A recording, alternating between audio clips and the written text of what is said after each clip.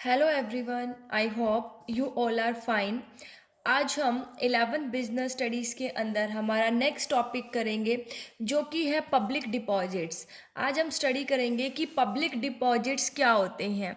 देखिए, public deposits वो deposits होते हैं that are raised by business organisations directly from the public for a fix period of time at a fix rate of interest. ये वो deposits होते हैं जो बिजनेस जो है वो डायरेक्टली पब्लिक से रेज करता है। ठीक है, डायरेक्टली वो पब्लिक को इनवाइट करता है कि आइए आप मेरी कंपनी के अंदर इन्वेस्ट कीजिए। ठीक है, तो मतलब जब बिजनेस डायरेक्टली पब्लिक से क्या लेता है, पैसा लेता है एक फिक्स टाइम पीरियड के लिए और एक फिक्स रेट ऑफ इंटरेस्ट पर। अब कंपनी क्या ले रही है, लोगों से पैसा ले रही है। अगर हम कंपनी में किसी की कंपनी में किसी के बिजनेस में पैसा लगाएंगे तो बदले में वो भी तो हमें कुछ देंगे।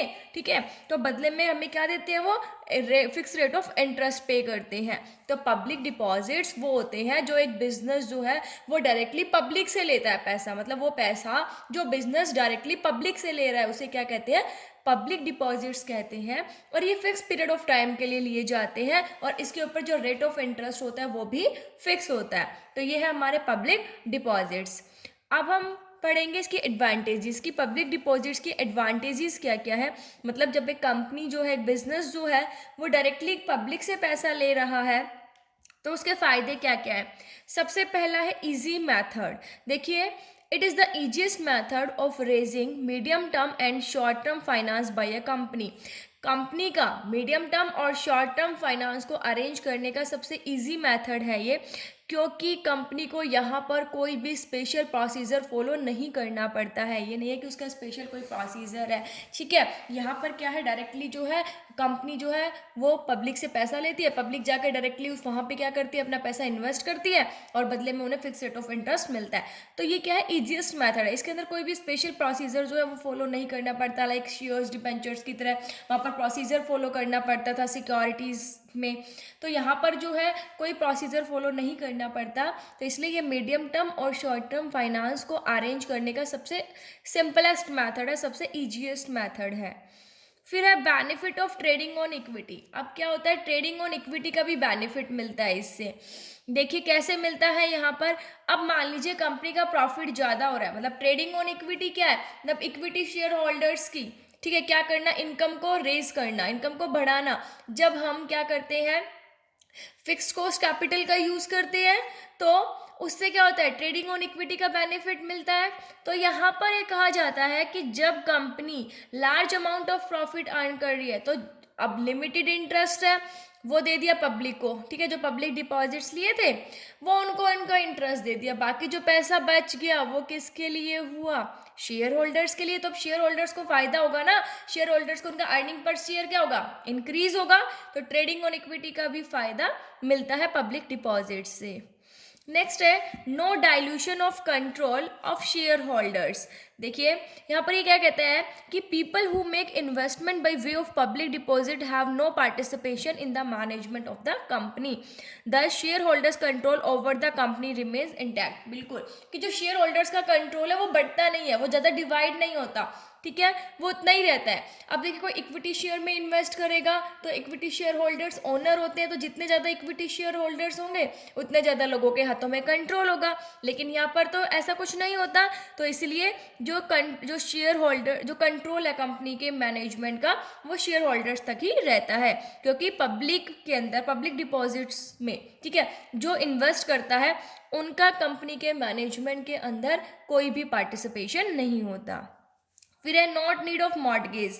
यहाँ पर एक कंपनी को जब वो पब्लिक डिपॉजिट से पैसा लेती है, पब्लिक डिपॉजिट से फंड रेज करती है, तो उसे अपने एसेट्स को मॉर्टगेज एज ए सिक्योरिटी नहीं रखना पड़ता।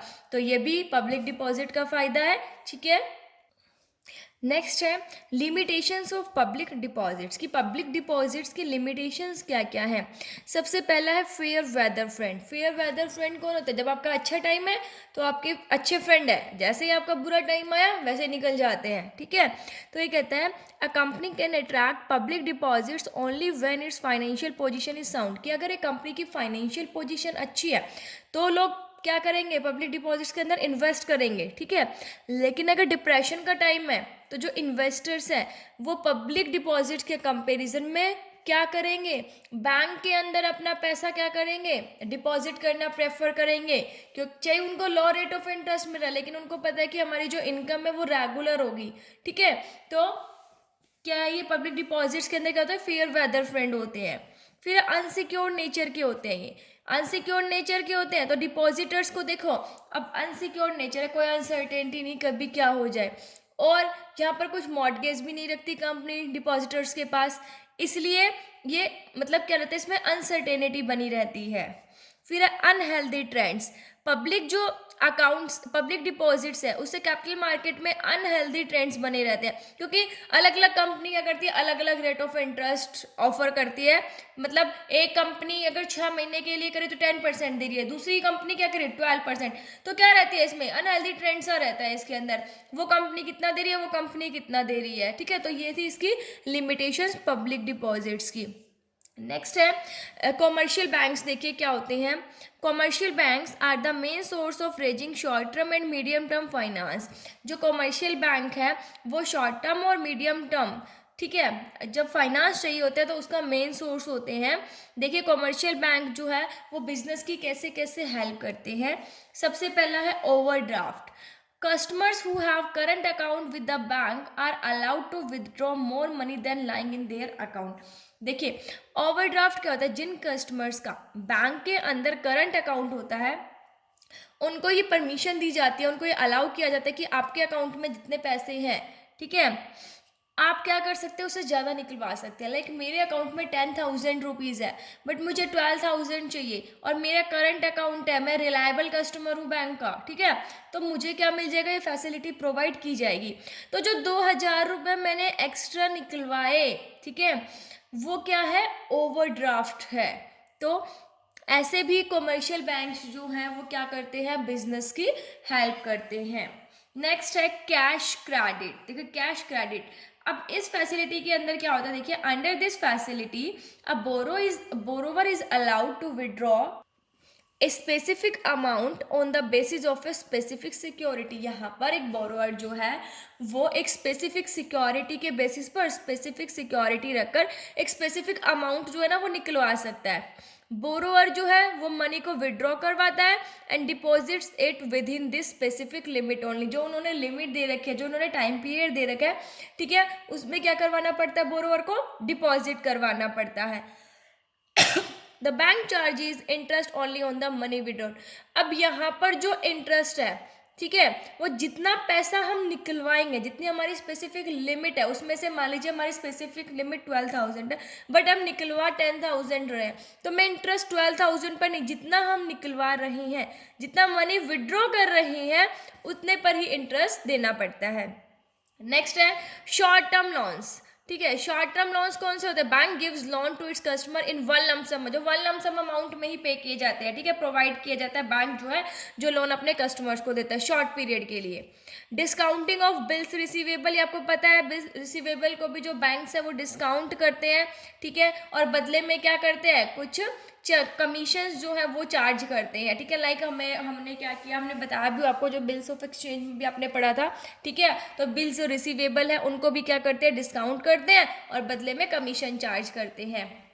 नेक्स्ट है ट्रेड क्रेडिट। अब ट्रेड क्रेडिट क्या होता है, देखिए it refers to that credit facility which is extended by one businessman to another for purchase of goods and service। मतलब ये वो क्रेडिट फैसिलिटी होती है जो एक बिजनेसमैन दूसरे बिजनेसमैन को देता है। मान लीजिए मैं एक बिजनेसमैन हूँ, ठीक है, मैंने क्या किया भाई, दूसरे बिजनेसमैन से गुड्स एंड सर्विस परचेज कर लिए, तो किस पर, उधार पर, क्रेडिट फैसिलिटी उसने मुझे प्रोवाइड की ना। मतलब एक बिजनेसमैन दूसरे बिजनेसमैन को क्या करता है, ये क्रेडिट फैसिलिटी जो है वो प्रोवाइड करता है, तो उसे हम क्या कहते हैं, ट्रेड क्रेडिट।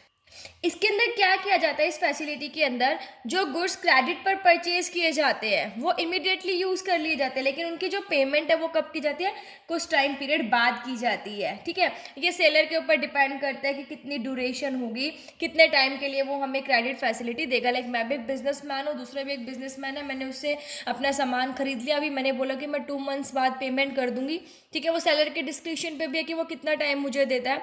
तो मतलब गुड्स देखो मैंने अभी इमीडिएटली यूज़ किए, लेकिन उनकी पेमेंट मैं फ्यूचर में करूँगी। तो ये था ट्रेड क्रेडिट। तो ये है पब्लिक डिपॉजिट्स पढ़े हमने, एडवांटेजेस पढ़े, लिमिटेशंस पढ़ी उसकी, फिर हमने कॉमर्शियल बैंक्स पढ़े, फिर ये था हमारा ट्रेड क्रेडिट। आई होप आप सबको समझ आ गया होगा। Thank you, stay safe, stay home.